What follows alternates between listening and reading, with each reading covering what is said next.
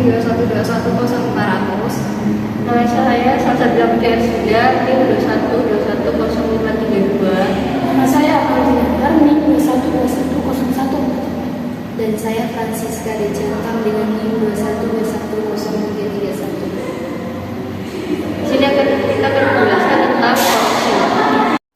Korupsi adalah suatu tindakan dari seseorang yang menyalahgunakan sebuah kepercayaan dalam suatu masalah maupun organisasi guna memperoleh keuntungan pribadi. Apa aja sih dampak-dampak dari korupsi? Yang pertama, dampak korupsi di bidang ekonomi. Korupsi merupakan dampak buruk pada perekonomian di sebuah negara.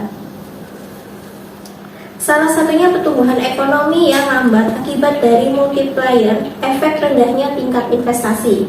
Yang kedua, dampak korupsi di bidang kesehatan. Dampak dari korupsi di bidang kesehatan adalah secara langsung mengancam nyawa masyarakat. Yang ketiga, dampak korupsi terhadap pembangunan. Dampak dari korupsi ini tentu saja kualitas bangunan yang buruk sehingga dapat mengancam keselamatan publik. Yang keempat, korupsi meningkatkan kemiskinan. Kemiskinan berdasarkan klasifikasi Badan Pusat Statistik dibagi menjadi 4 kategori, yaitu kemiskinan absolut, kemiskinan relatif, kemiskinan kultural, kemiskinan struktural, dan kemudian yang kelima, dampak korupsi terhadap budaya. Korupsi juga berdampak buruk terhadap budaya dan norma masyarakat. Ketika korupsi telah menjadi kebiasaan, maka masyarakat akan menganggapnya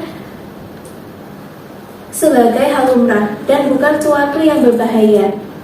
Kasus di Indonesia ada 3. Yang pertama adalah ini, yang kedua ini, dan yang ketiga ini.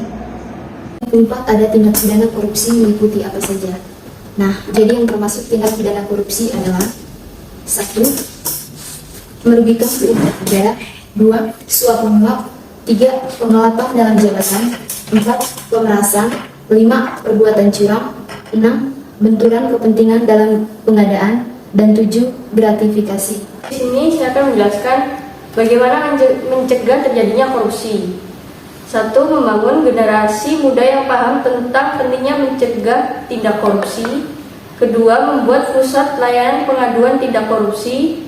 Ketiga, memberikan hukuman yang dapat menimbulkan efek jera agar korupsi tidak terulang kembali pada masa yang akan datang. Perkenalkan, nama saya Kristina Diana dengan NIM 21210608. Saya akan menjelaskan 7 jenis korupsi.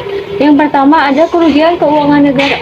Perbuatan memperkaya diri sendiri atau orang lain dengan menyalahgunakan kewenangan, kesempatan, atau sarana yang ada. Yang kedua, suap menyuap, memberi atau menjanjikan sesuatu kepada aparatur sipil negara, penyelenggara negara, hakim atau advokat dengan maksud supaya berbuat sesuatu dalam jabatannya. Yang ketiga adalah penggelapan dalam jabatan. Tindakan dengan sengaja menggelapkan uang, surat berharga, pemalsuan buku-buku untuk pemeriksaan administrasi. Yang keempat, yaitu pemerasan. Pegawai negeri atau penyelenggara negara menguntungkan diri sendiri atau orang lain dengan menyalahgunakan kekuasaannya, memaksa seseorang memberikan sesuatu, membayar, atau menerima pembayaran dengan potongan. Yang kelima ada perbuatan curang. Perbuatan curang dilakukan dengan sengaja untuk kepentingan pribadi yang dapat membahayakan orang lain. Yang keenam ada benturan kepentingan dalam pengadaan. Pegawai negeri atau penyelenggara negara, baik langsung maupun tidak langsung, dengan sengaja terlibat dalam pemborongan, pengadaan atau persewaan. Yang ketujuh ada gratifikasi, yaitu pegawai negeri atau penyelenggara negara dianggap memberikan suap apabila berhubungan dengan jabatannya dan berlawanan dengan kewajiban tugasnya.